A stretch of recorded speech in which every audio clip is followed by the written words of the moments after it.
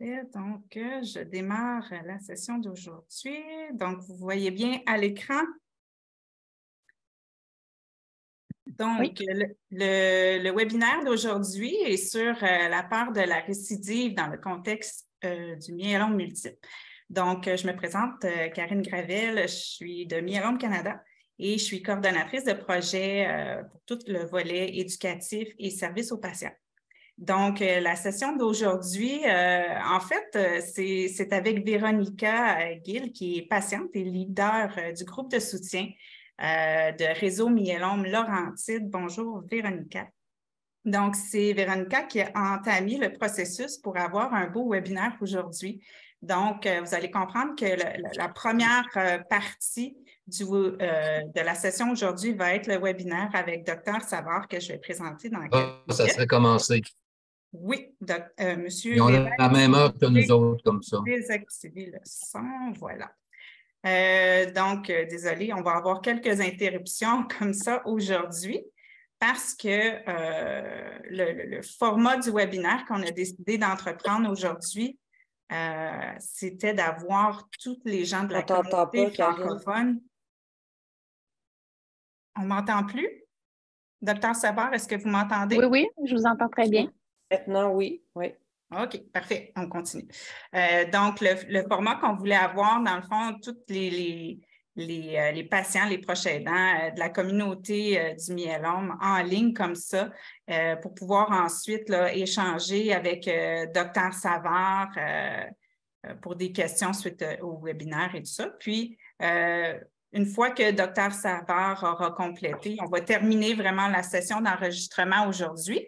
Puis, à ce moment-là, Véronica pourra continuer avec les gens qui veulent bien rester en ligne pour faire la session habituelle de groupe de soutien des Laurentides, pour ceux qui veulent rester par la suite. Donc, le fonctionnement d'aujourd'hui, je vais vous demander, pour ceux qui viennent juste de se joindre, de désactiver vos caméras et votre son pour ne pas interrompre la présentation de Dr Savard que je vais introduire aujourd'hui. Donc, la présentation sur la peur de la récidive en contexte du myélome. Dr Savard, en fait, est professeure titulaire de l'École de psychologie de l'Université Laval. Elle est chercheuse également au Centre de recherche, voyons, je déparle, excusez-moi, le Centre de recherche du CHU de Québec, Université Laval, ainsi que le Centre de recherche sur le cancer de l'Université Laval. Bon, donc, elle est également auteure, et c'est ce qui nous intéresse aujourd'hui, du livre « Faire face au cancer avec la pensée réaliste ». Donc, on parle de la peur de la récidive en contexte de cancer, mais là, ce qu'on lui a fait comprendre, c'est que dans le cas du myélome, c'est inévitable qu'il va y avoir une récidive. Donc, c'est un petit bémol de ce côté-là. Donc, on va voir ça avec elle aujourd'hui. Je vais juste vous présenter rapidement ici nos partenaires sans qui on ne pourrait avoir le type de webinaire comme celui d'aujourd'hui.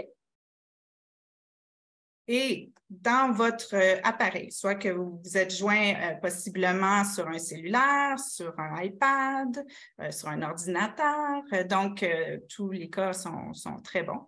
Et vous avez une barre de menu, possiblement que celle que je vous montre à l'écran est un petit peu plus grande car moi, je suis présentatrice. Par contre, dans tous les cas, vous avez accès à une barre de menu et pour des options supplémentaires, généralement, vous voyez les 3 petits points pour aller chercher plus d'options. Donc, ce qu'on va regarder aujourd'hui, ça va être l'icône de chat ou de discussion, selon si c'est en français ou en anglais votre appareil.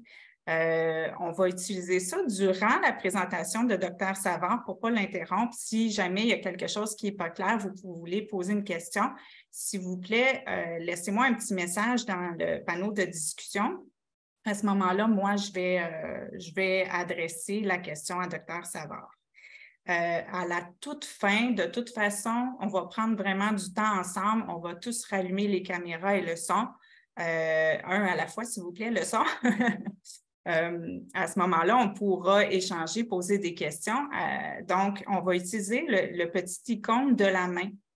Donc, tout de suite, là, prenez, pendant que je donne les explications, prenez quelques secondes pour repérer ces outils-là sur votre appareil. Donc, l'outil de la main, lorsque vous voudrez poser une question à la toute fin, pour pas que ce soit chaotique, à ce moment-là, je vais nommer la personne et vous pourrez activer votre son et poser la question directement à Dr. Savard ou à Véronica, si c'est quelque chose qui a trait au groupe de soutien, par exemple.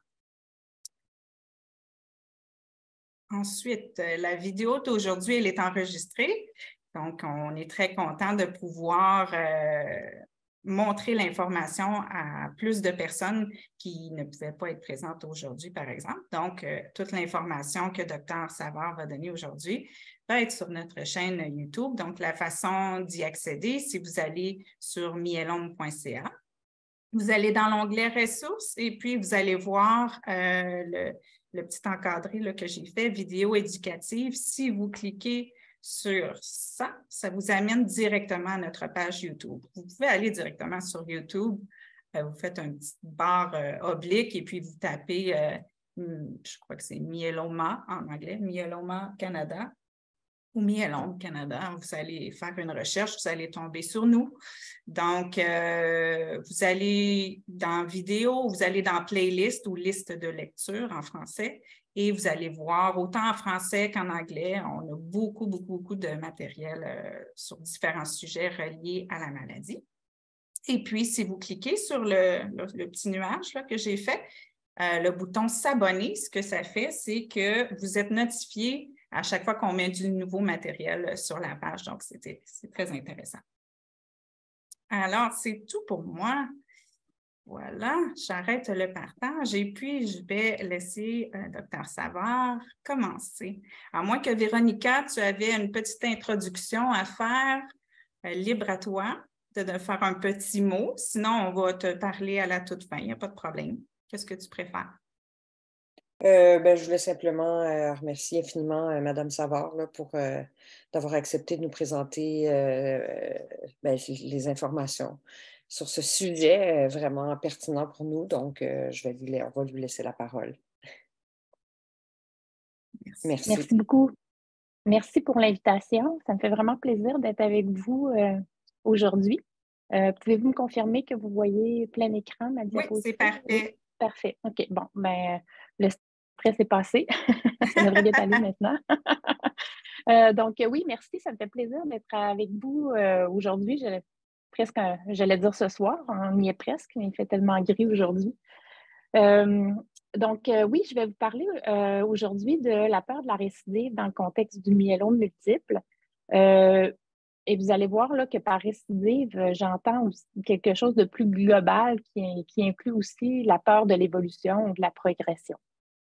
Je commence toujours cette présentation-là en y allant d'une petite mise en garde ou un avertissement, simplement pour signifier qu'il se pourrait que je dise aujourd'hui des choses qui sont un peu contraires à ce qu'on entend généralement par rapport à l'influence, par exemple, des facteurs psychologiques sur l'évolution du cancer ou qui est à l'encontre carrément de certaines de vos croyances. Donc, je vous invite en fait à m'écouter puis à essayer de voir si vos croyances sont utiles ou si au contraire elles sont nuisibles à votre bien-être, puis essayer d'avoir une certaine ouverture d'esprit à penser un peu différemment par rapport à ces concepts-là. Ce que je vais dire ce soir est tiré en bonne partie là, du livre dont on a fait mention tantôt. Vous pouvez le trouver en librairie, mais vous pouvez aussi le trouver dans plusieurs bibliothèques là, si vous ne voulez pas l'acheter. Et puis, si jamais il y a des intervenants qui font partie, qui écoutent le webinaire, on a publié là, en décembre chez la compagnie d'édition Springer un manuel de traitement qui s'adresse aux intervenants pour les aider à offrir une psychothérapie de groupe qui cible la peur de la récidive du cancer. Et c'est un programme qu'on a développé sur lequel on a aussi publié des données d'efficacité dans le cadre d'un article scientifique. Et si jamais vous voulez plus de détails aussi, vous pouvez me contacter là, à ce sujet-là, ça va me faire plaisir. Alors, je vous disais tantôt que par récidive, on entend quelque chose de plus global.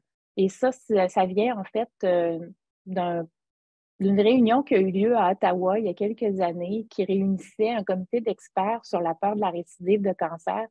Et lors duquel on s'est penché sur qu'est-ce que c'était que la peur de la récidive de cancer. Et on l'a défini comme étant la peur, l'inquiétude ou la préoccupation associée à la possibilité que le cancer revienne après un épisode de rémission ou progresse pour une maladie qui est plus évolutive. Aujourd'hui, vous allez m'entendre dire récidive, mais si pour vous, ça n'a pas de résonance là, pour votre réalité personnelle, bien, vous pouvez remplacer récidive par progression ou évolution. C'est juste que je ne vais pas le répéter à chaque fois parce que ça va devenir un peu trop lourd, mais que tout ce que je dis aujourd'hui va s'appliquer aussi bien à la récidive qu'à l'évolution ou la progression. Première question à se poser par rapport à la peur de la récidive, c'est est-ce que mon niveau de peur est normal? Et ça, c'est une question qui est très légitime parce que, en fait, si on faisait un sondage auprès de toute la population de patients ayant reçu un diagnostic de cancer, probablement qu'on verrait que la peur de la récidive, on la trouve chez à peu près 100% des gens parce que recevoir un diagnostic de cancer, c'est quelque chose d'effrayant. Et il y a certains événements qu'on va vivre durant notre trajectoire qui sont susceptibles de nous amener à nous inquiéter par rapport à une possible récidive, notamment autour de la période des tests médicaux où c'est quand même une expérience assez universelle là, de ressentir une certaine anxiété juste avant de passer les tests, mais surtout dans la période qui suit les tests où on attend les résultats. Et ça, il faut distinguer ça, ce niveau de peur de la récidive-là, à une peur de la récidive qui serait pratiquement constante, toujours un peu présente à l'esprit. On doit aussi distinguer une peur de la récidive là, qui est là, mais qui n'affecte pas beaucoup notre fonctionnement à un niveau où là, vraiment, notre fonctionnement, notre qualité de vie sont vraiment altérés. Donc, il faut un peu plus s'inquiéter, évidemment, là, dans le cas où notre fonctionnement est affecté là, par notre niveau de peur de la récidive. Également, si c'est associé à une détresse qui est significative. Si on regarde maintenant la littérature scientifique là, sur la peur de la récidive, qui est une littérature qui est quand même assez jeune, c'est une problématique étrangement qui n'avait pas reçu beaucoup d'attention des chercheurs avant les années 2010, je dirais, malgré que c'était quand même un phénomène qui existait. Mais maintenant, là, il y a vraiment une littérature assez foisonnante là-dessus. C'est un sujet qui a retenu beaucoup l'attention des chercheurs plus récemment. Et ce que l'on sait sur les facteurs qui sont associés au fait d'avoir une peur de la récidive plus élevée, c'est que le fait d'être plus jeune, d'être de sexe féminin, d'avoir des antécédents de troubles psychologiques, par exemple, d'avoir déjà présenté un trouble anxieux ou d'avoir déjà souffert de dépression, c'est associé à un risque plus élevé d'avoir une peur de la récidive élevée. Le fait d'avoir un tempérament anxieux en général aussi va être associé à une PRC plus élevée. Je vais souvent utiliser l'acronyme PRC, là, juste parce que je suis habituée de l'utiliser dans le contexte de mon travail.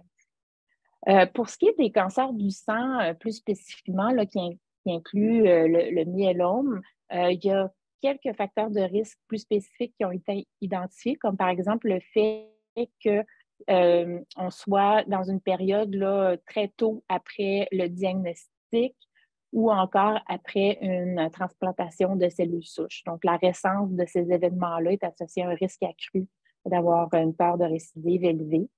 Le fait aussi d'avoir développé un deuxième cancer suivant une transplantation, c'est aussi un facteur de risque qui a été identifié là, dans les études. Maintenant, je vous présente un modèle théorique qu'on a développé, qu'on a publié là, dans le livre dont je vous ai parlé là, sur la peur de la récidive en début de présentation. C'est un modèle qu'on utilise là, dans le cadre de notre groupe de psychothérapie qu'on offre ici au CHU de Québec. Puis, on a aussi formé des psychologues à travers le Québec qui œuvrent en oncologie pour utiliser ce manuel de traitement-là aussi. Donc, il est fort possible qu'il y ait des psychologues dans les centres hospitaliers où vous êtes traités qui ont reçu cette formation-là. Donc, le modèle théorique, là, je ne vais pas entrer trop dans les détails parce que de toute façon, aujourd'hui, je ne peux pas aborder tout ce qu'il y a là-dedans. Là. C'est un contenu qui, habituellement, dans le cadre du groupe de psychothérapie, ça nous prend 4 séances d'environ 2 heures avant de pouvoir décortiquer tout ça, puis d'offrir des stratégies qui vont cibler chacune des composantes du modèle théorique. Mais rapidement, j'aimerais expliquer que d'une part, la peur de la récidive, tantôt on a parlé de facteurs prédisposants, le fait d'être plus jeune, d'être de sexe féminin, ce sont des facteurs qui nous prédisposent à avoir des niveaux plus élevés de peur de récidive, mais ce qui fait que la peur de la récidive va être déclenchée à certains moments de notre semaine, c'est vraiment des indices internes ou des indices externes. Qu'est-ce que j'entends par là? Des indices internes, c'est souvent des symptômes somatiques. Donc, le fait d'avoir une douleur, d'avoir de la fatigue. Souvent, on va avoir tendance à interpréter ça comme un signe possible d'une récidive. Il y a aussi, ici, c'est indiqué les connaissances sur le cancer, mais on pourrait dire peut-être le fait d'avoir des informations qui sont erronées par rapport au cancer ou par rapport à notre propre cancer. Peut aussi là, participer au déclenchement là, de la peur de la récidive à un moment donné là, de votre journée ou de votre semaine. Et là, une fois qu'on a ces symptômes-là ou encore une autre situation qui pourrait précipiter un épisode de peur de la récidive, ça serait par exemple d'entendre des nouvelles par rapport au cancer, d'entendre parler, par exemple, d'une célébrité qui est décédée du cancer. Et là, ça aussi, c'est le genre de situations qui peuvent nous amener là, à avoir une augmentation de la peur de la récidive. Et puis là, ce qui se passe quand on ressent un symptôme, quand on entend parler de la maladie, et tout dépendant de notre niveau de connaissance sur le cancer, on va avoir tendance à interpréter ça comme moi aussi, c'est possible que j'ai une récidive. Et là, on va entrer dans une espèce de cercle vicieux où ça va engendrer des émotions qui sont négatives, comme de l'anxiété et de la peur. Et si on a des stratégies d'adaptation qui sont efficaces, le cercle vicieux va s'arrêter un peu là. C'est ça qu'on enseigne là, dans le cadre de notre groupe de psychothérapie, mais je vais en aborder quelques stratégies aujourd'hui.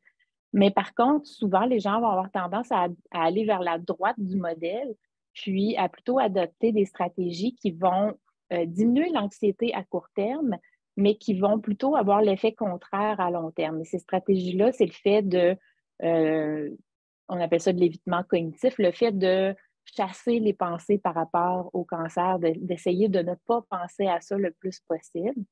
Le fait d'éviter les situations qui nous amènent à penser au cancer, même si tout ça semble très logique, en fait, ce sont des stratégies qui sont plutôt néfastes à long terme, tout comme une recherche de réassurance et de contrôle qui serait excessive, comme par exemple, là, je vais utiliser un exemple exagéré, mais comme chaque fois qu'on ressent un symptôme, puis qu'on a une interprétation comme je vais avoir une récidive, on pourrait avoir tendance à appeler notre infirmière pivot ou appeler notre médecin ou prendre un rendez-vous avec le médecin afin de savoir si notre symptôme pourrait être un symptôme de récidive de cancer.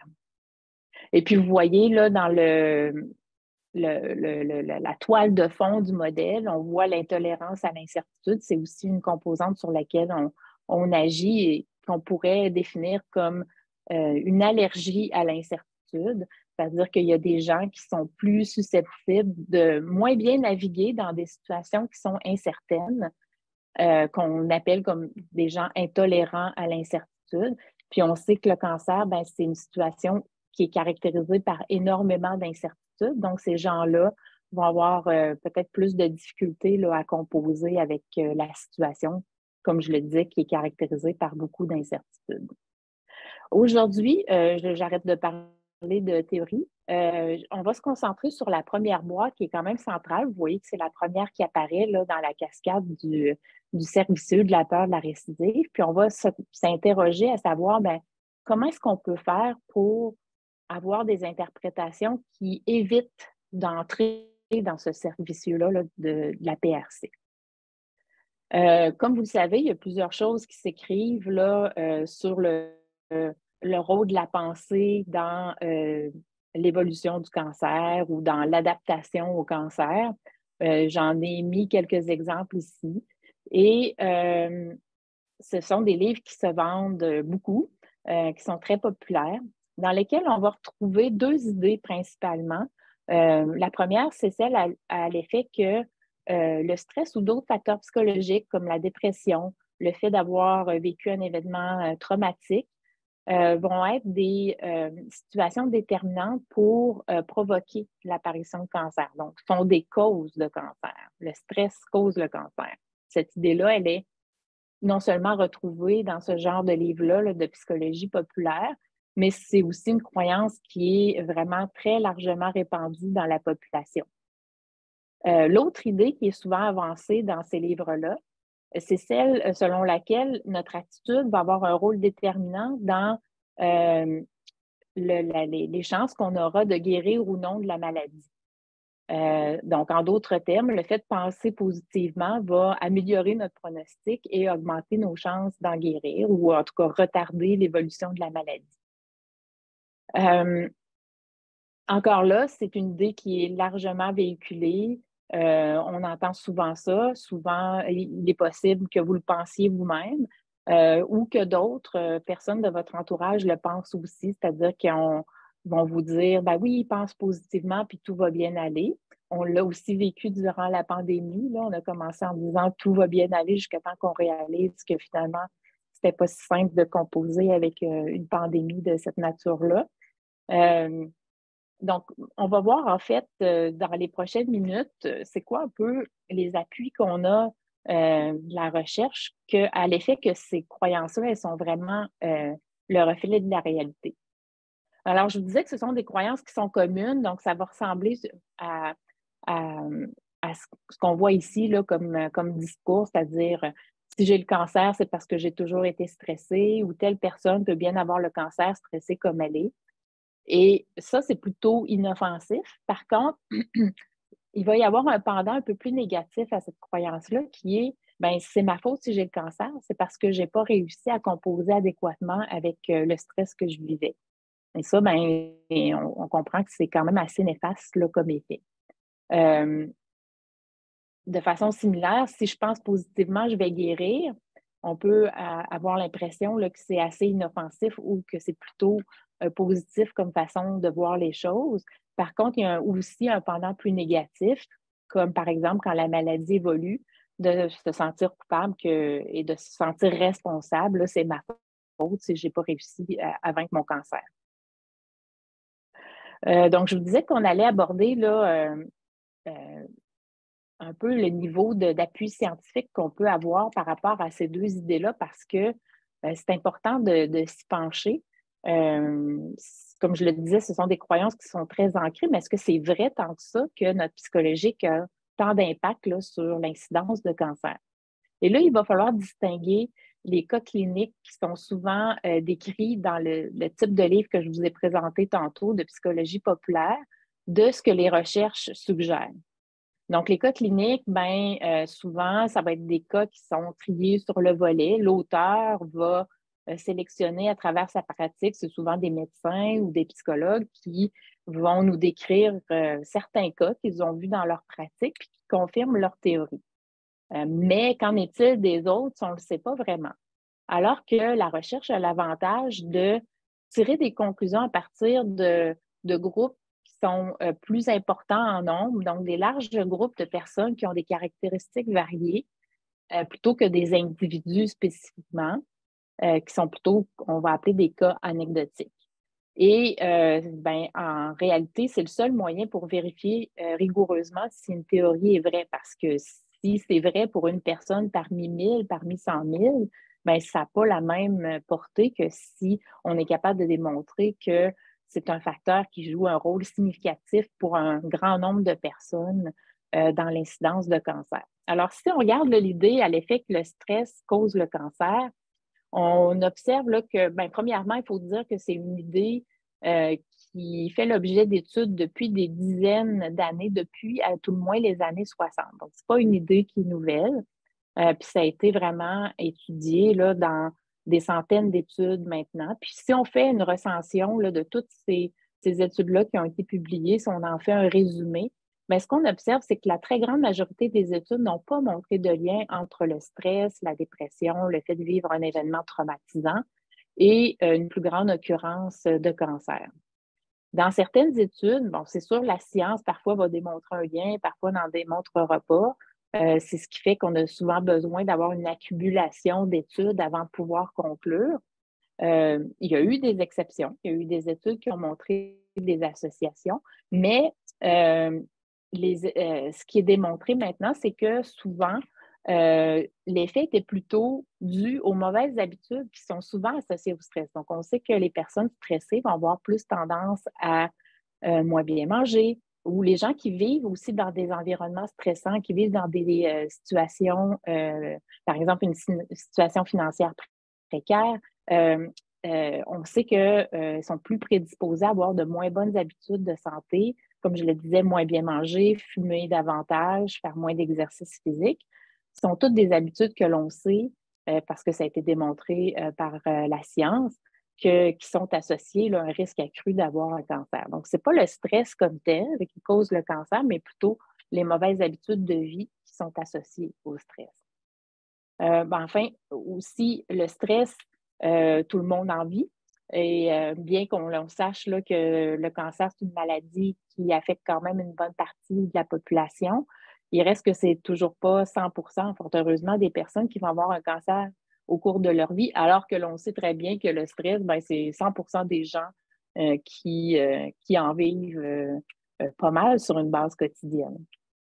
Un autre argument qu'on peut utiliser pour défaire cette idée-là, à part le fait qu'on a des données scientifiques là, qui contredisent cette idée-là, c'est le fait que le cancer existe chez l'enfant. Est-ce que c'est logique de penser que des enfants à bas âge ont le cancer parce qu'ils ont été stressés? Aussi, souvent, ce qu'on va retrouver dans cette littérature-là là, de psychologie populaire, c'est l'idée que le stress est associé à une diminution du système immunitaire qui, elle, peut avoir un impact là, sur le risque de cancer. Et il y a un bout de cette affirmation-là qui est vrai, c'est-à-dire que l'on sait par la recherche que le stress, la dépression sont associés à une diminution du fonctionnement immunitaire, donc de la capacité de notre système immunitaire à lutter contre, par exemple, des infections. Mais ce qu'on ne sait pas, c'est est-ce que ces changements-là sur le plan immunitaire sont vraiment d'un impact, puis d'une durée ou d'une nature même qui est susceptible de vraiment avoir un impact sur le cancer, ça, on ne le sait pas vraiment. Donc, quand on affirme là, des choses comme le stress diminue le fonctionnement immunitaire et donc ça augmente le risque de cancer, il y a une partie de l'affirmation qui est vraie, mais pas l'autre. Si vous regardez maintenant des sites comme celui de la Société canadienne du cancer, vous allez voir que on fait une liste là, de tous les facteurs de risque qui sont connus ou possiblement associés là, à une augmentation du risque de cancer. Et vous allez voir que le stress n'en fait pas partie, malgré le fait qu'on en retrouve une longue liste de facteurs possibles. Et ça, c'est vraiment dû au fait là, que, comme je vous le disais au tout début, là, que la littérature scientifique est maintenant assez très claire à l'effet qu'il n'y a pas de lien qu'on peut établir. Et aussi, dernier point que je voudrais aborder avec vous, c'est que ce n'est pas parce qu'on ne connaît pas la cause médicale d'une maladie que c'est nécessairement psychologique. Comme par exemple, on a cru pendant longtemps que les ulcères d'estomac étaient dus au stress. C'est une idée, encore là, qui était largement véhiculée jusqu'à ce qu'on découvre, là, il y a une quinzaine d'années, que la majorité des ulcères d'estomac étaient plutôt dus à une bactérie, l'Helicobacter pylori, qui, elle, peut se traiter très efficacement avec un antibiotique. Donc, on a réalisé que finalement, le stress pouvait peut-être aggraver les ulcères d'estomac, mais n'était pas la cause des ulcères d'estomac. Donc, de la même façon, ce n'est pas parce que les médecins sont incapables de dire précisément à un patient donné, vous avez un cancer ou un myélome multiple parce que telle et telle raison que c'est nécessairement de nature psychologique. Donc, il faut faire attention. On a encore beaucoup à découvrir sur les causes du cancer, puis ce que l'on sait aujourd'hui est partiel par rapport à ce qu'on saura dans 5, 10, 15 ou 20 ans là, sur les causes du cancer. Ce qui est vraiment évident, en fait, c'est que le cancer a des causes multifactorielles qui est due à un ensemble de facteurs qui peuvent varier d'une personne à l'autre, et ça même pour un même type de cancer. Et ça, ces facteurs-là incluent l'hérédité, ça inclut des causes hormonales, par exemple les cancers du sein, cancer de la prostate, certains virus, comme par exemple le VPH pour le cancer du col utérin. J'ai parlé de sédentarité, de manque d'exercice physique. J'ai parlé de tabagisme, de nutrition, d'environnement. Vous voyez que certains des facteurs, je les ai accompagnés de points d'interrogation parce que il y en a certains pour lesquels on pense que ça peut être associé, comme par exemple l'environnement, mais c'est très difficile à étudier et à établir. Donc, on ne sait pas exactement quel facteurs, là, mis à part des choses très évidentes comme le fait d'avoir été exposé à de l'amiante dans des mines. Sinon, on a un peu de difficulté là, à identifier c'est quoi les facteurs exactement. Et vous voyez que j'ai gardé dans mon modèle là, le stress et les autres facteurs psychologiques avec un point d'interrogation aussi. Mais ce que je voulais faire ressortir ici, c'est, premièrement, comme je vous l'ai dit, le fait que le cancer n'est pas jamais dû à une seule cause et que c'est un ensemble de facteurs, et que si le stress et les autres facteurs psychologiques ont vraiment une influence, c'est à travers l'influence de facteurs qui sont beaucoup plus importants, comme l'hérédité, les facteurs hormonaux, le tabagisme, etc. Et d'autres facteurs qui nous restent à découvrir là, par les recherches qui seront menées là, dans le futur. Là, je ne parle pas de peur de récidive, mais j'y arrive, là, ça ne sera pas long. Entre-temps, je vais aussi vous parler d'appui scientifique pour la deuxième idée, celle selon laquelle l'attitude psychologique ou le fait d'avoir une pensée positive va être associé à un meilleur pronostic de notre maladie puis une plus grande probabilité d'en guérir. Cette idée-là n'a pas été étudiée spécifiquement, mais elle a beaucoup été nourrie par une étude qui a été publiée il y a quand même un bon bout de temps maintenant, qui, en fait, a été menée chez des femmes qui avaient un cancer du sein métastatique. Et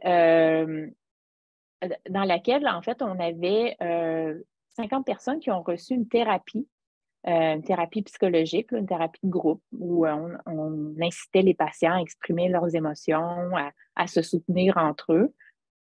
Donc, 50 personnes qui ont reçu la thérapie à raison d'une séance par semaine pendant 1 an, qu'on a comparé à 36 autres femmes qui avaient aussi un cancer du sein métastatique, mais qui n'ont pas reçu la thérapie. Puis, au terme de l'étude, on a montré en fait que l'intervention améliorait la qualité de vie puis diminuait la détresse psychologique. C'était tout à fait en lien avec les hypothèses de départ. Mais de façon surprenante, les auteurs ont publié un article qui rapportait que celles qui avaient reçu la psychothérapie avaient survécu 2 fois plus longtemps que celles qui n'avaient pas reçu la psychothérapie. Et la différence était de 36 mois versus 19 mois. Et donc, à peu près le double. Là, il y a eu énormément ça fait l'objet de beaucoup d'articles dans les journaux, dans les quotidiens, dans les médias. Et ça a été donc beaucoup propagé que la psychothérapie pourrait aider à guérir du cancer. Mais les chercheurs, eux, on est toujours plus prudents. Tantôt, je vous disais, avant de conclure un phénomène, il faut une abondance, il faut ça a été étudié dans plus d'une étude. Donc, les chercheurs ont dit, wow, là, il faut prendre ça avec un grain de sel. Ça, c'est les résultats d'une seule étude, une très petite étude aussi avec peu de patients. Et on a réclamé, en fait, qu'il y ait des études supplémentaires qui soient réalisées qu'on appelle des études de réplication. Ça, la réplication, c'est un phénomène, c'est une composante de la recherche scientifique qui est essentielle là, pour établir qu'un fait est vraiment le reflet de la réalité. Donc, il y a plusieurs études de réplication qui ont été menées, dont celle-ci, qui a été menée par une chercheuse canadienne qui s'appelle Pamela Goodwin. Elle a fait exactement la même étude que Spiegel et avec un plus grand nombre de patientes. C'était aussi des femmes qui avaient un cancer du sein métastatique qui ont aussi reçu ou non une psychothérapie d'une durée d'1 an à raison d'une séance par semaine, exactement la même thérapie qui avait été administrée dans la première étude, dans l'étude de Spiegel. Et on a observé aussi que l'intervention améliorait la qualité de vie puis la détresse, mais surtout chez les femmes qui avaient une détresse élevée au départ. Et là, vous voyez que le résultat qui était attendu, c'est est-ce qu'on va répliquer l'impact qu'il y avait eu sur la survie? Et on voit que non. En fait, la survie, là, elle était pratiquement identique là, dans les deux groupes. Et là, je vous rapporte uniquement les résultats d'une seule étude, mais il y a eu plusieurs autres études de réplication, puis il n'y en a aucune qui a confirmé les résultats qu'il avait observés là, dans l'étude initiale de Spiegel.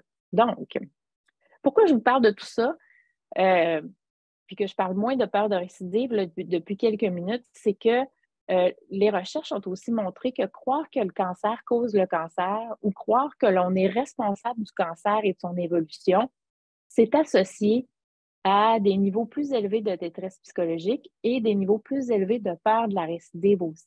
Donc, ces croyances-là, elles alimentent notre peur de la récidive. C'est donc important de soit de ne plus avoir ces croyances ou à tout le moins de leur donner un peu ou beaucoup moins de crédit. Ça va vraiment nous aider à avoir moins de peur de récidive. Donc, en résumé, tout ce que je viens de vous dire, ce que ça veut dire, c'est que les facteurs psychologiques puis l'attitude mentale, ça ne semble pas avoir une influence déterminante sur le développement et la progression du cancer. Ce que l'on sait, c'est que les difficultés psychologiques, ça nuit à la qualité de vie. On sait aussi que la psychothérapie est associée à une diminution des symptômes psychologiques et une augmentation de la qualité de vie. Donc, tout ça suggère que c'est important d'aider les personnes à mieux s'adapter à leur maladie. Mais pour les prochaines minutes, on va se demander est-ce que c'est un bon moyen pour s'adapter au cancer que d'essayer d'entretenir la pensée positive. Alors, on sait que recevoir un diagnostic de cancer, c'est une expérience qui est difficile, qui est éprouvante, qui va être associée à toutes sortes de pensées. Donc, par exemple, celle qui vient spontanément à l'esprit de beaucoup de gens quand ils reçoivent un diagnostic de cancer, c'est « je vais mourir » parce qu'on associe encore beaucoup le cancer à la mort, malgré le fait que l'on sait maintenant par les nouveaux traitements qui sont développés que le cancer peut se traiter dans plusieurs cas ou encore on est capable là, de prolonger la vie de beaucoup de gens, beaucoup mieux que ce qu'on le faisait autrefois. D'autres pensées négatives possibles, c'est « je vais souffrir, faire souffrir mon entourage, c'est injuste, c'est ma faute ». Et on sait aussi que recevoir un diagnostic de cancer, vivre avec le cancer, est associé à plusieurs émotions dérangeantes comme la déprime, l'anxiété, la culpabilité et la colère. On sait maintenant aussi qu'il y a un lien très étroit entre les pensées qu'on a puis nos émotions. En fait, ces idées-là du lien étroit entre la pensée et les réactions, ça nous vient notamment de psychologues qui ont développé ce qu'on appelle la thérapie cognitive ou la thérapie cognitive comportementale. Je vais vous en parler un tout petit peu plus loin dans ma présentation, qui dit que ce ne sont pas tellement les situations comme telles qui vont faire qu'on va avoir des émotions négatives ou d'autres types de réactions comme des comportements qui sont néfastes ou encore des signes physiologiques, mais plutôt comment on va interpréter notre situation. Donc, par exemple, ici, là, on dirait qu'il m'en manque une. OK, j'y arrive. On arrive au cas de René. Donc, René reçoit un diagnostic de myélome multiple. La pensée qui lui vient spontanément en tête, on l'a dit tout à l'heure, c'est « je vais mourir ». Alors, puisqu'on a dit qu'il y avait un lien étroit entre nos pensées et nos réactions, notamment nos émotions, on se doute bien que d'avoir une pensée qui est aussi catastrophique, ça va être associé aussi à des émotions qui sont très vives, qui sont très intenses. Donc, en effet, René se sent déprimé, il a peur. Sur le plan de ses comportements, on remarque qu'il a baissé son niveau d'activité, qu'il a tendance à plus s'isoler. Puis sur le plan physique, qu'il a perdu beaucoup de son appétit, qu'il a des difficultés de sommeil aussi. Et tout ça vient en grande partie, oui, bien sûr, d'avoir reçu un diagnostic de myélome multiple, mais en grande partie de la manière dont René a interprété ce diagnostic-là, d'une façon très catastrophique. Donc, quand on voit ça, on pourrait avoir tendance à se dire que René aurait vraiment avantage à penser plus positivement.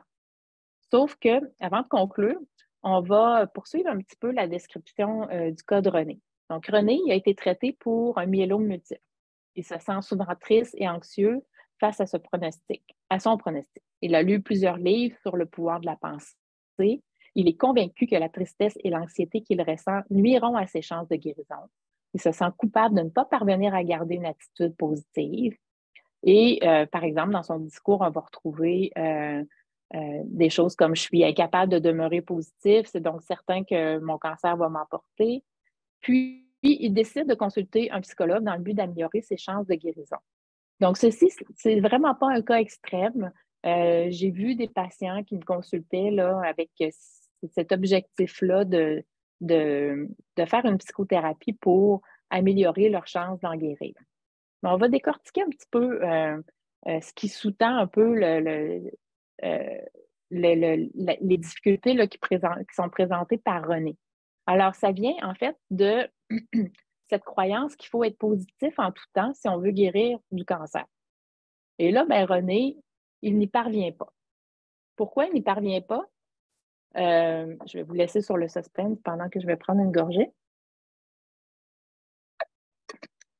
Il n'y parvient pas, René, à être positif tout le temps parce que c'est complètement irréaliste de penser que quand on vit une situation comme le cancer, on va parvenir à être toujours positif. Même sans cancer, moi, je connais personne qui est positif là, 100% du temps. C'est donc un objectif qui est réaliste. Donc, le fait de s'imposer cette attitude-là, de ne pas y parvenir, ça va nous amener à ressentir beaucoup d'anxiété. Je ne parviens pas à être positif comme je le devrais pour guérir, donc c'est sûr que je vais avoir une récidive de cancer et ça va nous amener à nous sentir coupables et à se dire des choses comme « ça va être de ma faute si j'ai une récidive de cancer ». Et là, ça va faire un cercle vicieux où plus on essaie d'être positif et moins on y parvient. Et plus ça va générer de l'anxiété et de la culpabilité parce que, comme je le disais, on s'impose un objectif qui est complètement irréaliste de toujours être positif. Donc, jusqu'à présent, on a parlé que les pensées négatives, il y en avait de toutes les sortes là, qui pouvaient être associées au cancer. J'en ai mis d'autres exemples ici. Qu'on peut avoir tendance à se dire, ouf, là, je pense vraiment trop négativement. On lit un livre sur le pouvoir de la pensée positive et on se dit, là, il faut que je change toutes ces pensées-là pour penser plus positivement, comme par exemple, le cancer ne m'aura pas, je vais guérir. Le cancer est une bonne chose, je vais apprendre de cette expérience-là. Et là, pendant un temps, parce qu'on a dit que nos émotions, elles sont vraiment étroitement liées à notre façon de penser, à nos pensées, à notre façon d'interpréter nos situations. Pendant un temps, ça se pourrait qu'on se sente un peu mieux. Donc, ça nous donne l'impression que la pensée positive, ça a vraiment un impact positif dans notre vie.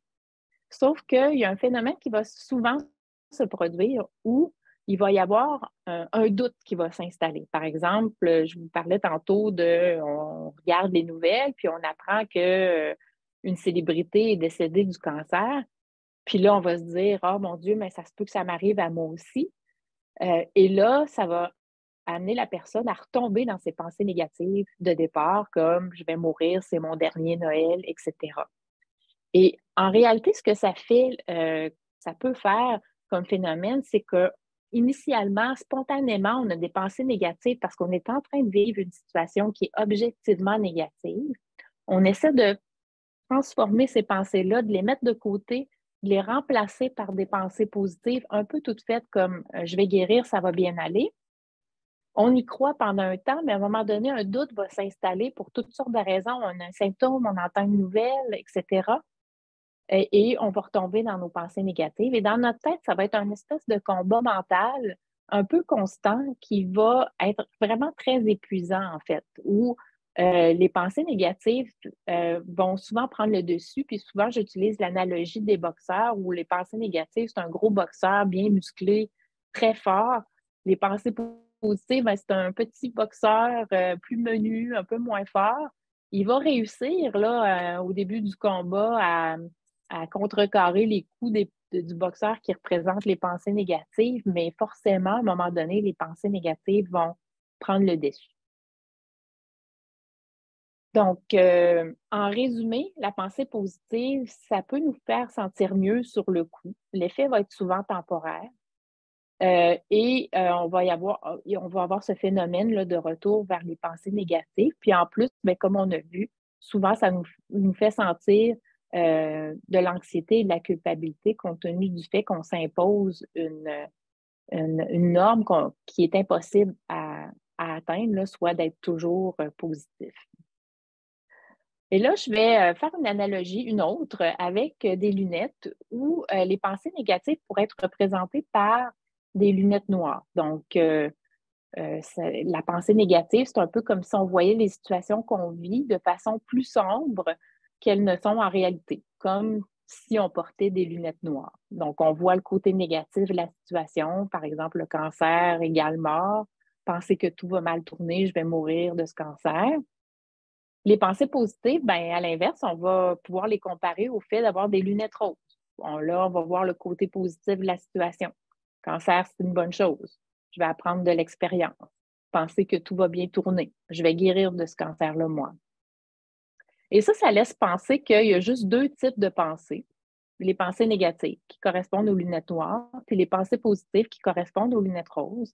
Alors qu'en réalité, toutes les pensées qu'on a dans une journée, une semaine, un mois, une année, elles pourraient se distribuer sur une ligne continue qui va des pensées très négatives aux pensées très positives.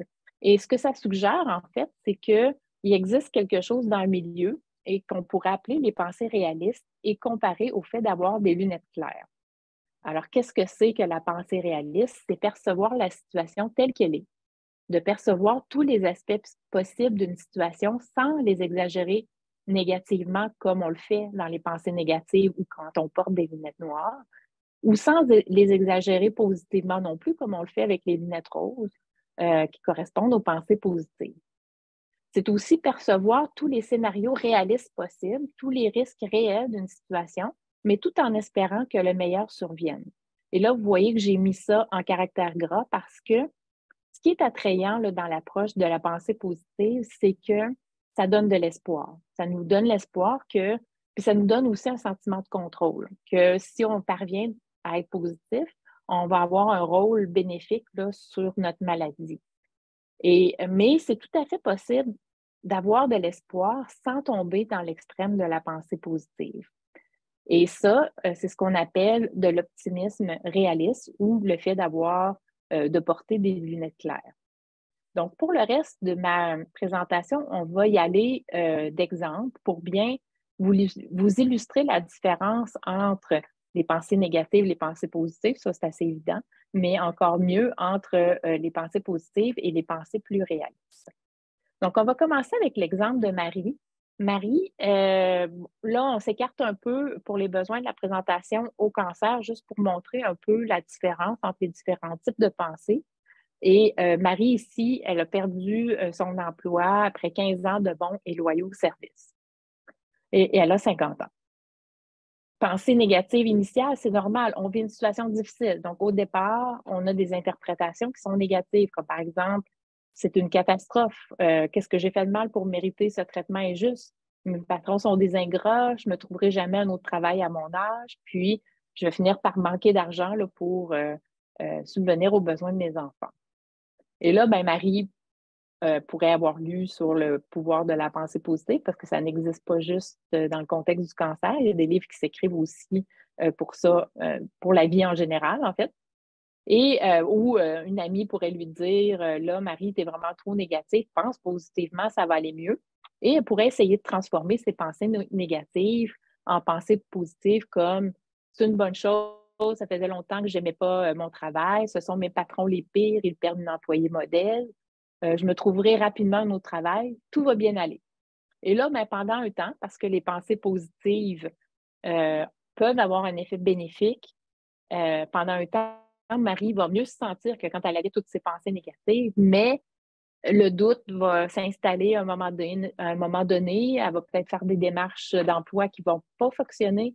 Et là, elle va retourner dans ses pensées négatives de départ, puis il va y avoir ce phénomène là, de combat mental entre les pensées négatives et les pensées positives.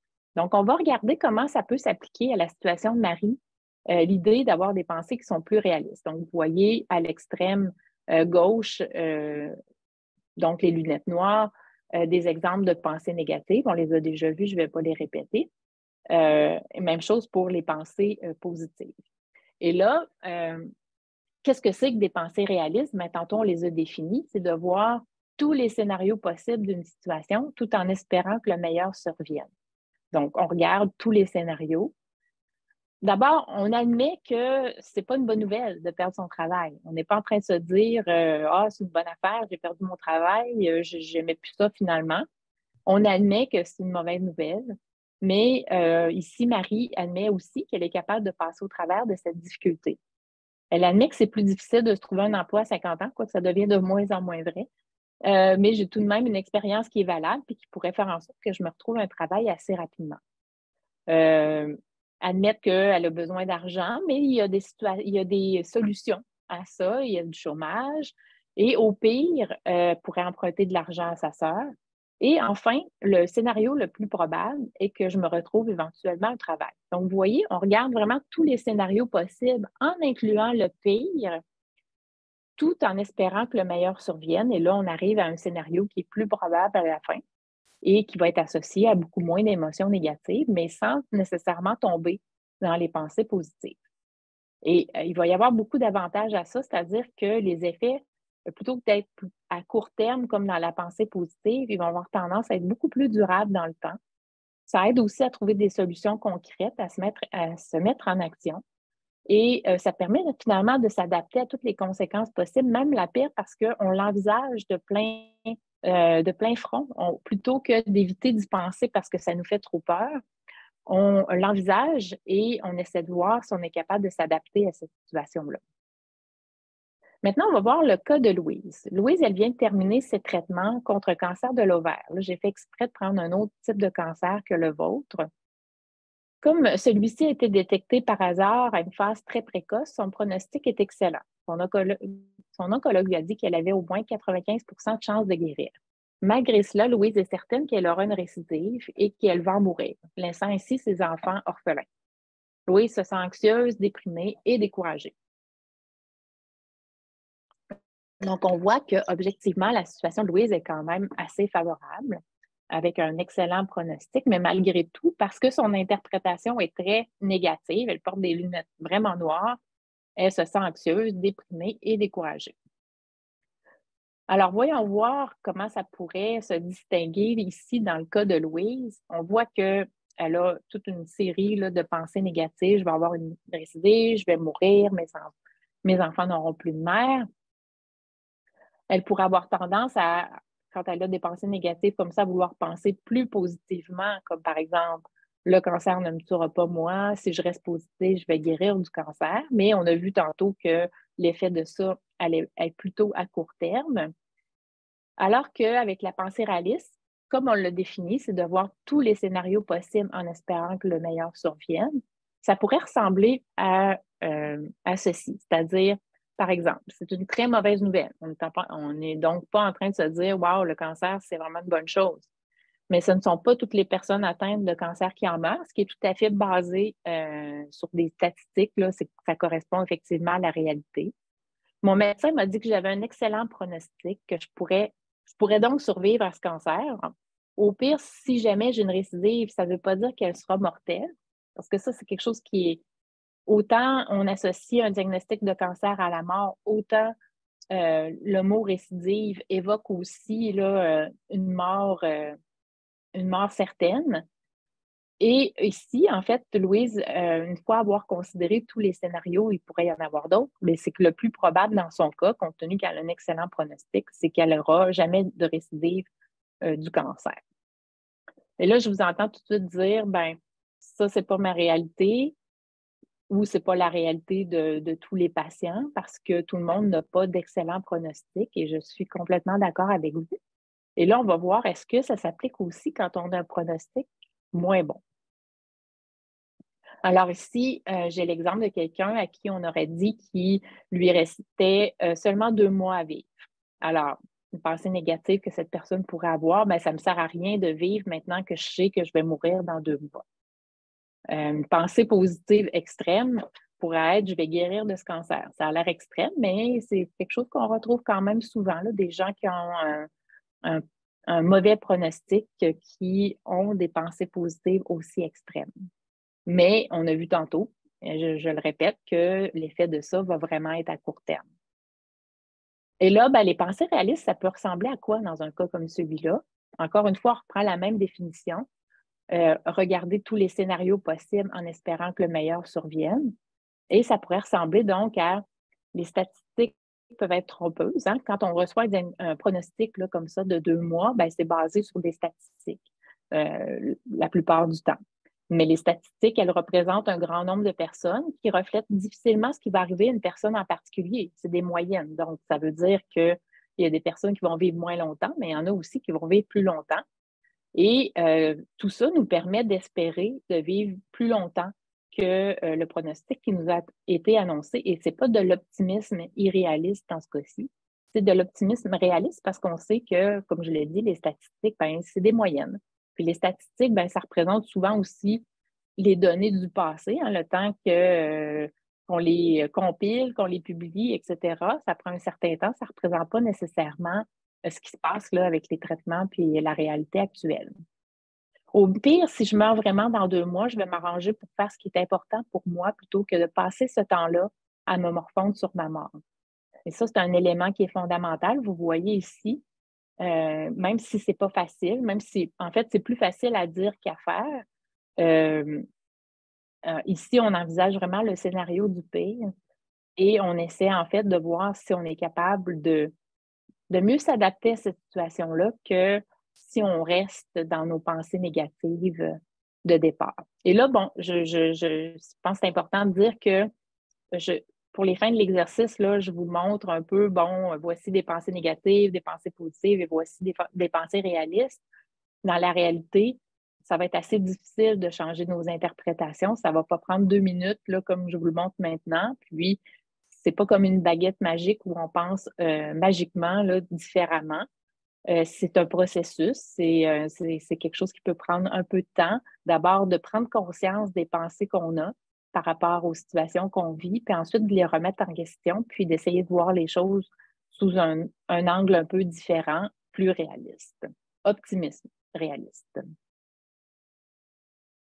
Alors, à ce stade-ci, il se pourrait que vous vous demandiez est-ce que j'ai avantage à changer un peu ma façon de m'adapter à ma maladie, de changer un peu ma façon de voir les choses? Bien, je vous dirais, je vais vous répondre en fait par une question.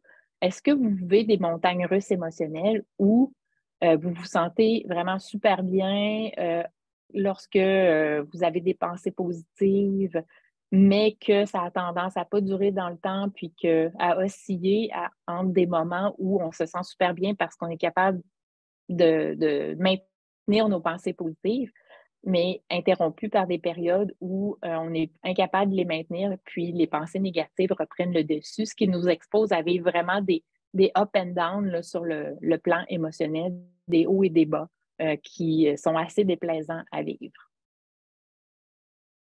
Alors, ce dont je vous parle depuis le début, c'est en fait, c'est pas quelque chose que j'ai inventé, qui est inspiré là, de la thérapie cognitive comportementale qui a été développée dans les années 60, comme la thérapie cognitive de Beck. Là, il y a plein de modèles de thérapie cognitive comportementale. Moi, celle que j'utilise, c'est celle de Beck. Mais un point commun de toutes ces stratégies-là, c'est de de donner des stratégies aux patients pour travailler sur leurs pensées négatives, essayer de les modifier, de les changer en interprétations qui sont davantage basées sur la réalité, donc qui sont plus réalistes. Et c'est la forme de psychothérapie qui a reçu le plus d'appui d'études scientifiques. C'était la forme de psychothérapie la plus étudiée, puisque l'on sait, c'est qu'elle est efficace pour traiter les troubles anxieux, la dépression, l'insomnie, la fatigue, tous des problèmes que l'on sait être associés au cancer. Donc, ça en fait vraiment une psychothérapie de choix là, pour aider les personnes à s'adapter au cancer. Là, je ne sais plus trop combien de temps il me reste. Oui? Oui. Vous avez encore du temps. On va le prendre le temps, il n'y a pas de problème. Ah, OK, parfait. On a une bonne session, vous pouvez dépasser 1 heure, c'est sans problème. J'ai juste une petite question. Oui, allez-y. Dans le panneau de discussion, j'ai une patiente ici qui semble être très déçue, dans le fond, de savoir qu'il n'y a pas de lien entre le fait de vivre sans stress et d'être positive et la réponse au traitement. Donc, elle demande qu'est-ce qu'il y a de mal en fait d'être très positif et de mettre les lunettes roses quand on est merci de poser la question. Comme le myélome qui est incurable. Oui, merci de poser la question. En fait, ça va m'amener à faire une précision qui est vraiment importante. C'est qu'en fait, si vous êtes une personne qui est positive, là, c'est dans votre nature, vous êtes une optimiste née, là, un peu comme Obélix qui est tombé dans la potion quand il était petit, ben vous êtes une optimiste. Puis c'est pas difficile pour vous, c'est pas ce combat-là que vous vivez là, entre les pensées négatives et les pensées positives. Il n'y a pas de désavantage à avoir de la pensée positive, à être positif.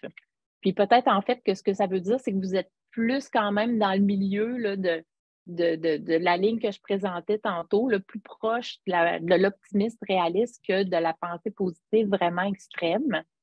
Donc, si tout va bien puis que vous vous adaptez bien à votre maladie, puis que vous n'avez pas ces hauts et ces bas-là émotionnels que je viens d'illustrer, changez rien. On ne change pas quelque chose qui va bien. Moi, en fait, je parle plutôt des gens pour qui c'est un combat de penser positivement puis que ça amène plus d'effets négatifs que d'effets positifs. Donc, c'est vraiment ce qu'il faut regarder, c'est quel effet ça a sur moi, que cette attitude-là que j'ai. Puis, je comprends la déception de savoir que la pensée ou le stress, ça n'a pas d'impact sur la progression de la maladie, parce que c'est vrai que ça donne un sentiment de contrôle sur une situation qui est largement en dehors de notre contrôle. Je comprends la déception, mais en même temps, c'est également une bonne nouvelle parce que, comme on disait, ben, le stress, ça fait partie de la vie. Donc, l'éliminer, c'est pas vraiment quelque chose qui est possible. Alors, donc, moi, je pense que moi, je le vois plutôt comme une bonne nouvelle que ça ne soit pas associé. Ça ne veut pas dire qu'il faut être constamment stressé. On a beaucoup de bénéfices là, sur notre qualité de vie à parvenir à mieux gérer notre stress, mais ça n'aura pas un impact là, sur la progression de notre maladie. Effectivement, exactement ce que vous dites. En fait, peut-être que ce n'est pas démontré que ça a un impact sur le traitement comme tel, mais effectivement, ça rehausse la qualité de vie qui n'est pas négligeable quand on vit un cancer. Donc, merci pour la précision. Bien, merci pour la question. Donc, je vais poursuivre. Alors, juste pour vous donner un petit peu plus d'outils pour vous aider là, à avoir des interprétations qui sont plus réalistes, donc qui sont plus là, dans le spectre des lunettes claires. Alors, on peut se poser des questions sur nos pensées. Est-ce que j'ai des preuves que ma pensée est vraie? Au contraire, est-ce que j'ai des preuves que ma pensée est fausse? Est-ce que ma pensée elle est plus basée sur des impressions ou encore vraiment sur des faits? Est-ce qu'il y a une autre explication qui est plus probable? Est-ce que c'est une question qui est sans réponse? Est-ce que cette pensée elle est utile? Quels sont les avantages et les inconvénients? Quelle est la pire chose qui pourrait m'arriver? Est-ce que je pourrais m'y adapter? Quelle est la meilleure? Et enfin, quel est le scénario le plus probable? Donc, vous voyez qu'on essaie en fait de voir, de remettre en doute la véracité de nos pensées. Et ça, ben, techniquement, là, ce qu'on fait là, en psychothérapie, mais que vous pouvez aussi faire par vous-même, là, par exemple, dans mon livre, c'est bien expliqué toute la démarche pour arriver à faire cet exercice-là. On utilise ce qu'on appelle une grille de restructuration cognitive. dans laquelle on indique, là, bon, c'est quoi la situation qui nous a amené à avoir des pensées négatives, c'est quoi les émotions qu'on a ressenties. On assigne un pourcentage sur l'intensité des émotions qu'on vit.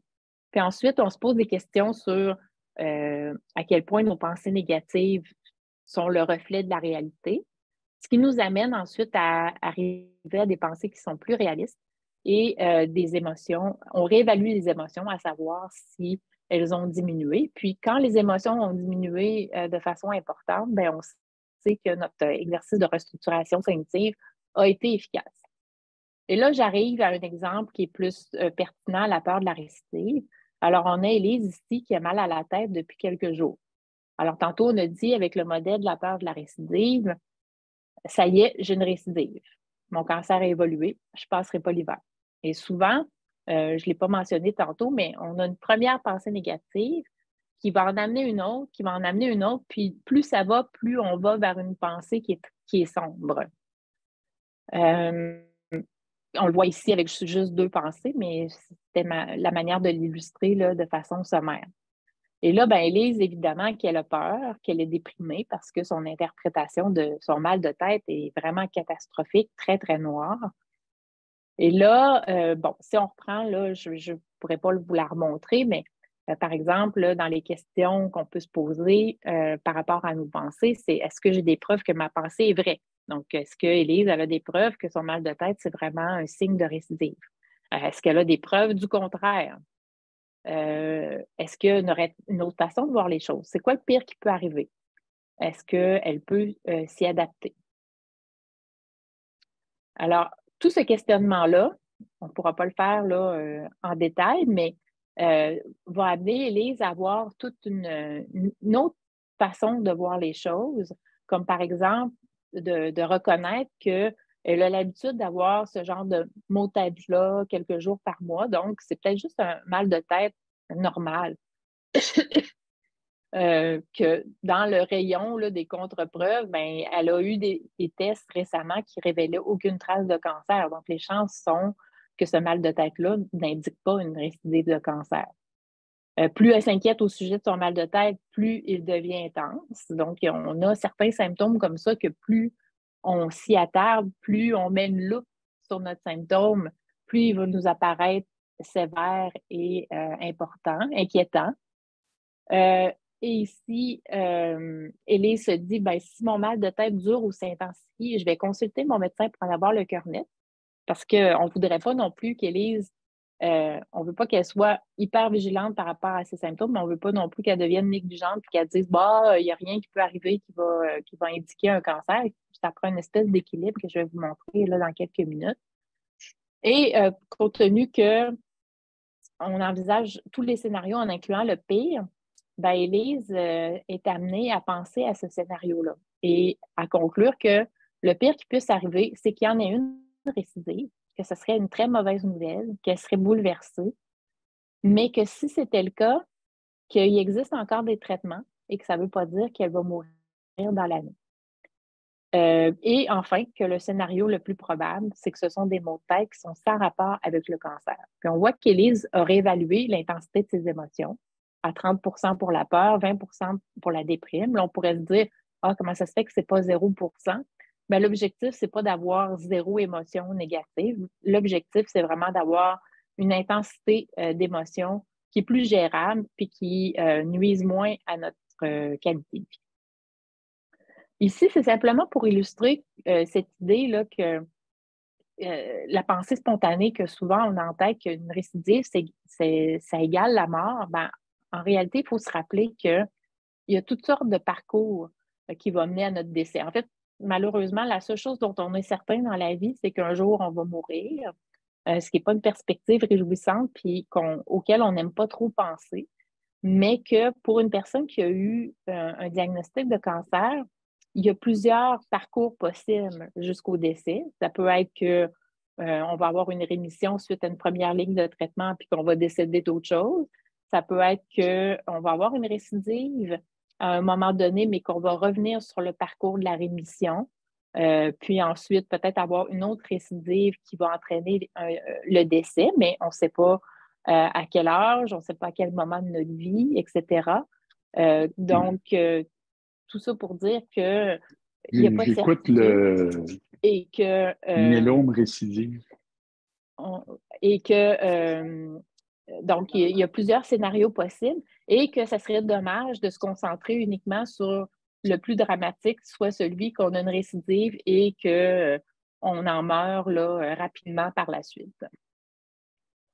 Je vous disais tantôt qu'il faut trouver un équilibre là, quand on ressent des symptômes qu'on a tendance à interpréter comme un signe de récidive de cancer. Donc, un équilibre entre la négligence où on ne porte pas attention aux symptômes qu'on ressent versus l'hypervigilance où on est très, très concentré sur tous les symptômes qu'on peut ressentir et arriver plutôt à ce qu'on pourrait appeler une surveillance attentive de nos symptômes. Où on y porte attention, mais sans les exagérer, sans les dramatiser, tout en étant vigilant par rapport à leur signification. Je voulais aussi vous donner un petit truc là, qui peut être utile par rapport aux symptômes compte tenu qu'on a vu tantôt que c'est un déclencheur fréquent de la peur de la récidive, qu'on appelle le NIP, le NIPP, qu'on pourrait aider à s'en rappeler. Et ça indique la première lettre de chacun des critères objectifs qu'on peut utiliser pour évaluer à quel point on devrait s'inquiéter de nos symptômes. Le premier, c'est la nouveauté. Donc, dans le cas d'Élise, les maux de tête, on a vu tantôt que c'était un symptôme qui n'était pas nouveau. Le I, c'est pour intensité. Est-ce que les maux de tête qu'Élise ressent sont intenses? Dans son cas, c'est intense. Donc, ça nous indique qu'il faut peut-être y porter plus attention. Maintenant, la probabilité. Est-ce que c'est probable que mes maux de tête indiquent une récidive de cancer? Pour Élise, les derniers tests qui étaient récents étaient normaux. Donc, ça semble indiquer que les maux de tête pourraient être dus à autre chose. Et le dernier P, c'est la persistance. Et ça nous amène à continuer d'évaluer la présence des symptômes, continuer de les observer, voir comment ils évoluent et de consulter au besoin là, si les symptômes persistent dans le temps. Donc, et ça peut nous amener à retarder un peu nos consultations plutôt que de « Oh, j'ai un symptôme, il faudrait que je demande à une infirmière, à un médecin, est-ce que mon symptôme est inquiétant? » Donc, d'essayer d'avoir une attitude où on observe davantage nos symptômes avant de consulter, parce qu'on a vu tantôt dans le modèle que de consulter trop souvent, de rechercher beaucoup de réassurance, oui, ça nous réassure sur le coup, mais à long terme, ça va avoir un effet contraire là, où notre peur de la récidive va se maintenir dans le temps. Donc, je n'ai pas abordé là, toutes les composantes qu'on voit parce qu'évidemment, mon temps est limité, mais comme dans le groupe de psychothérapie qu'on offre, on va travailler sur, tantôt je vous ai parlé de tolérance à l'incertitude, c'est quelque chose qu'on va aborder là, dans le groupe de psychothérapie, comment est-ce qu'on peut faire pour mieux tolérer l'incertitude, comment faire face à ces craintes, donc plutôt que d'éviter des situations qui nous amènent à avoir de la peur de la récidive, mais qui, dans le fond, maintiennent notre anxiété dans le temps. Comment est-ce qu'on peut faire plutôt pour confronter nos craintes? Redéfinir ses objectifs de vie aussi, qui est un aspect que moi, je trouve très important parce que quand on a un diagnostic de cancer, particulièrement un comme celui que vous avez, on peut avoir tendance à laisser tomber nos objectifs de vie avec l'idée que je ne peux pas faire de projet, moi, parce que je ne connais pas l'avenir. Mais là, je vais le dire rapidement, puis je l'aborde plus en détail là, dans mon livre, mais aussi dans le groupe de psychothérapie qu'on offre. C'est que c'est important d'avoir des objectifs de vie parce que l'important, ce n'est pas d'avoir la certitude de les réaliser parce que si on compare au reste de la population, il n'y a personne qui est certain qui va vivre assez longtemps pour atteindre ses objectifs.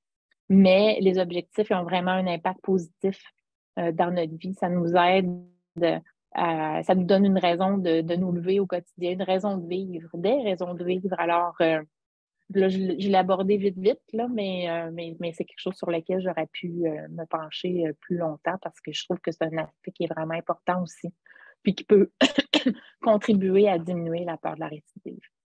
Donc, en conclusion, ce qu'on a vu aujourd'hui, c'est que les pensées négatives s'entraînent plusieurs réactions indésirables, comme la peur de la récidive. La pensée positive a également plusieurs conséquences négatives comme de la culpabilité, de l'anxiété. Et la pensée réaliste constitue la solution la plus efficace pour s'adapter au cancer et réduire la peur de la récidive de façon durable.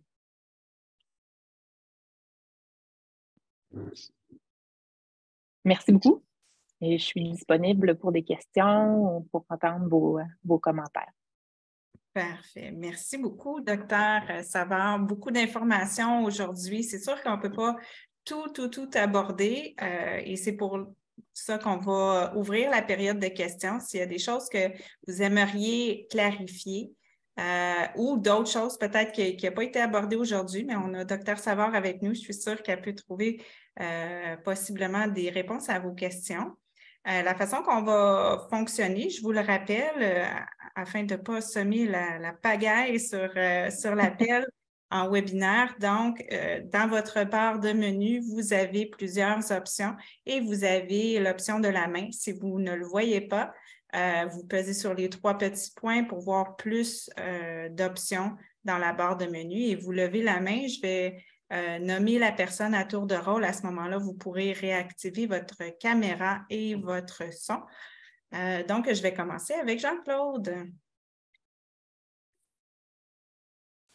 Et je vais vous aider, Jean-Claude. Oui. Vous demander de réactiver le son. Je sais des fois avec certains appareils comme des tablettes, c'est pas facile d'aller d'aller trouver.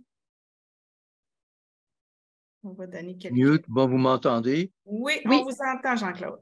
Bon, OK, je ne suis pas habitué que ma tablette est utilisée pour ça. Écoutez, d'abord, Dr. Savard, merci beaucoup. J'ai beaucoup aimé ce que vous avez dit sur le stress parce que c'est vraiment très logique et malheureusement, beaucoup trop de médecins ou d'oncologues ou des soi-disant spécialistes, ils mettent l'emphase là-dessus, mais je trouve que vous avez vraiment fait ça d'une façon très logique et j'ai beaucoup apprécié ça. Mais ma question, ça revient au système immunitaire. Vous avez très, très brièvement parlé du système immunitaire. Oui. Donc, est-ce qu'on peut dire que finalement, c'est quand même le système immunitaire qui contrôle le développement du cancer ou est-ce qu'on peut dire ça? Oui, pour certains types de cancers, notamment les cancers du sang, évidemment. Oui.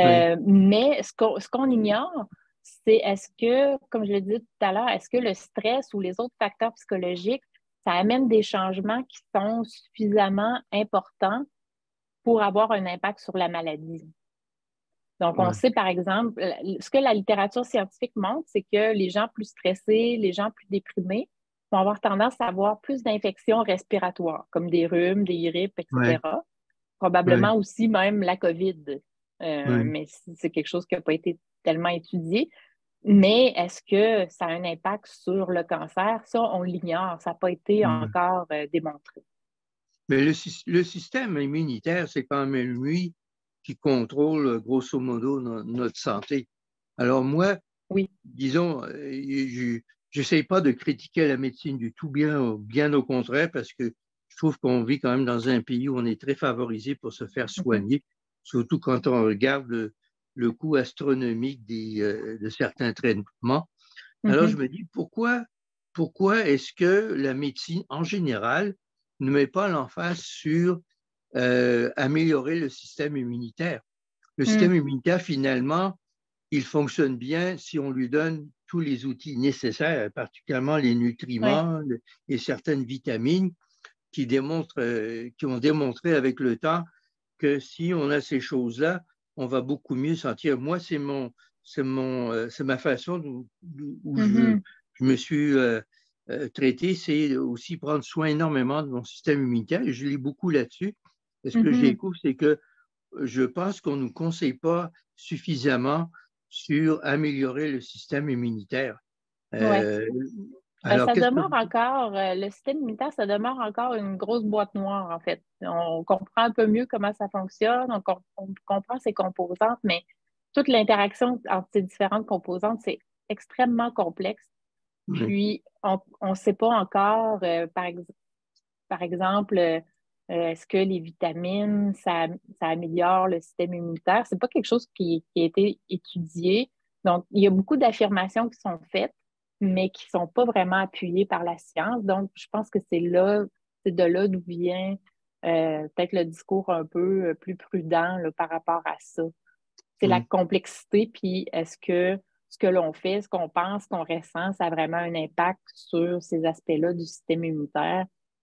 C'est encore méconnu. On va en savoir plus au cours des années qui viennent. Puis aussi, c'est qu'on dit le cancer, mais comme vous le savez, il y a différents types de cancers. Puis, comme par exemple l'immunothérapie, pendant un temps, on a pensé que ce serait la solution pour tous les types de cancers. Puis là, on réalise que c'est efficace pour certains types de cancers uniquement. Donc, le fait d'agir sur le système immunitaire, ça n'a pas le même effet d'un cancer à l'autre.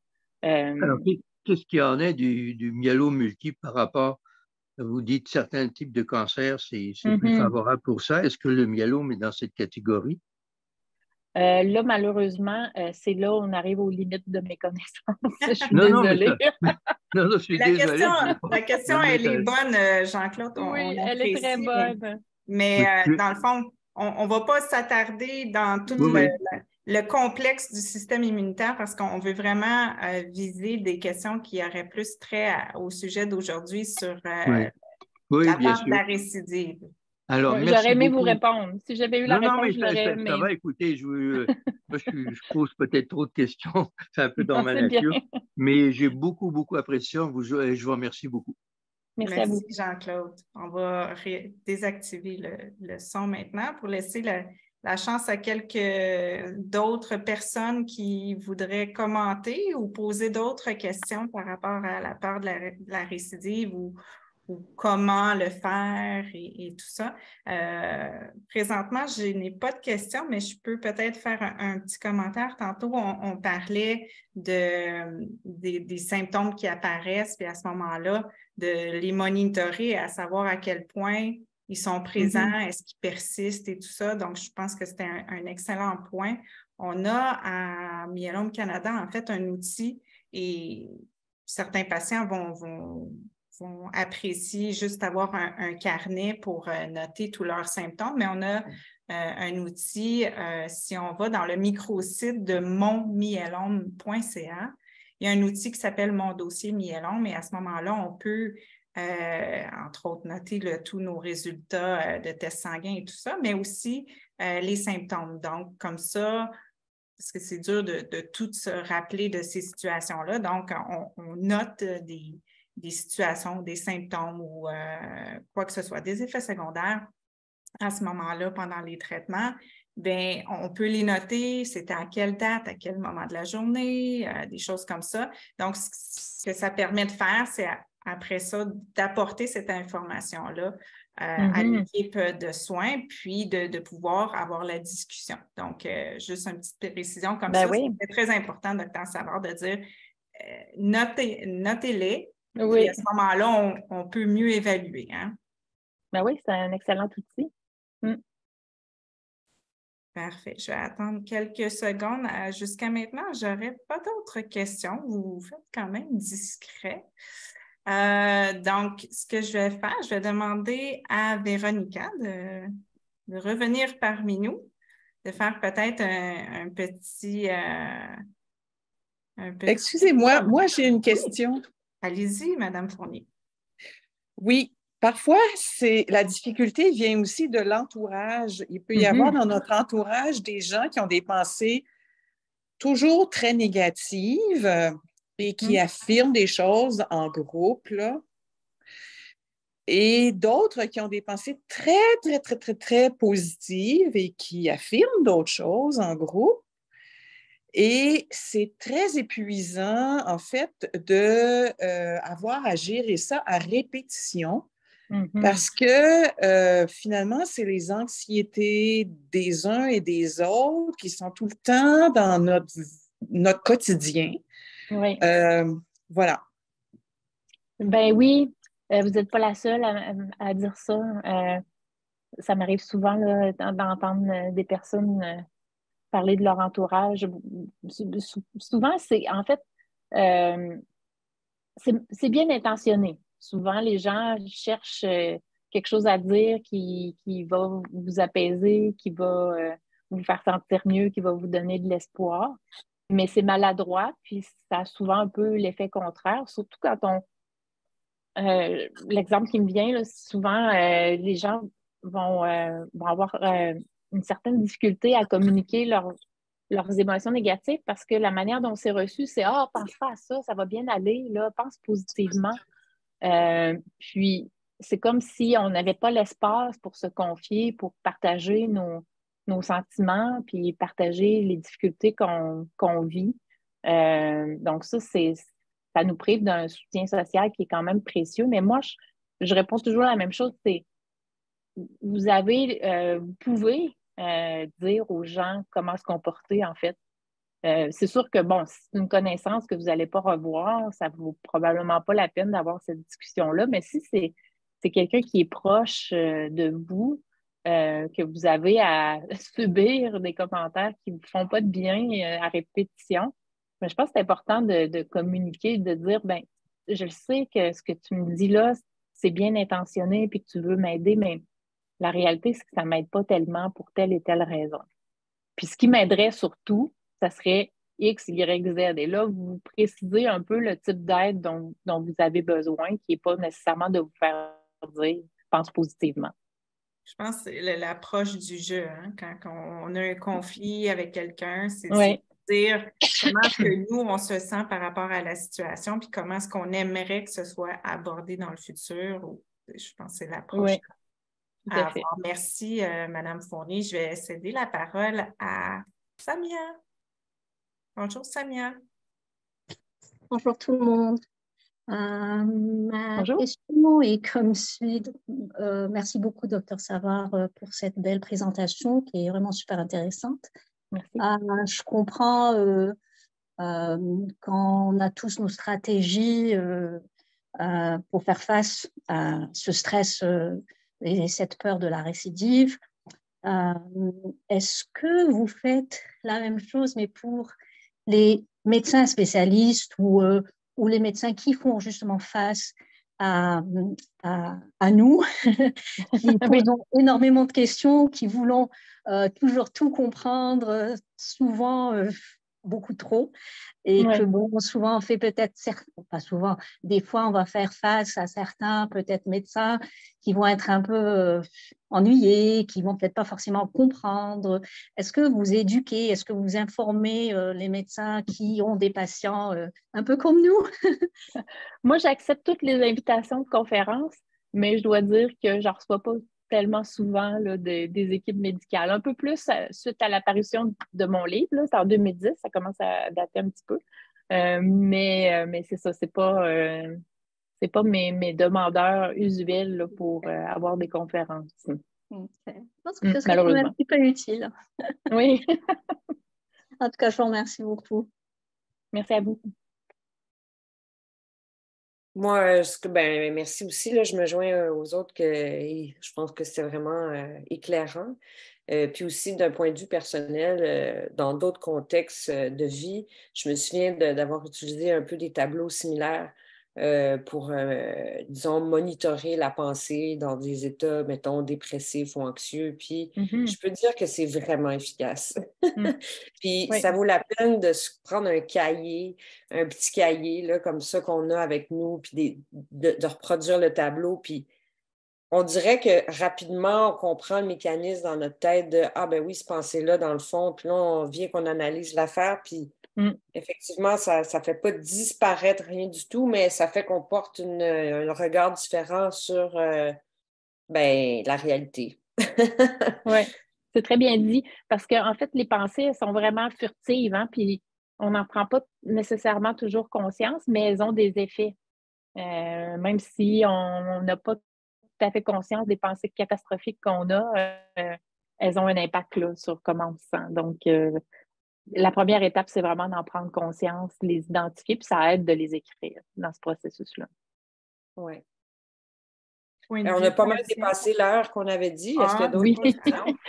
C'est pas grave. Mais point de vue patient, Véronica, est-ce que tu avais d'autres commentaires par rapport à la session d'aujourd'hui avec Dr Savard? Non. Moi aussi, je me suis procuré le livre, là, puis je trouve que c'est un ouvrage bien aidant qui justement, là, tantôt, l'exemple de dire, même si on dit qu'il te reste 2 mois, ben profite-en pendant tes 2 mois au lieu de te morfondre, tu sais, je trouve que et ça pourrait être plus que 2 mois aussi. Exactement. En plus, souvent, c'est ça. Fait que...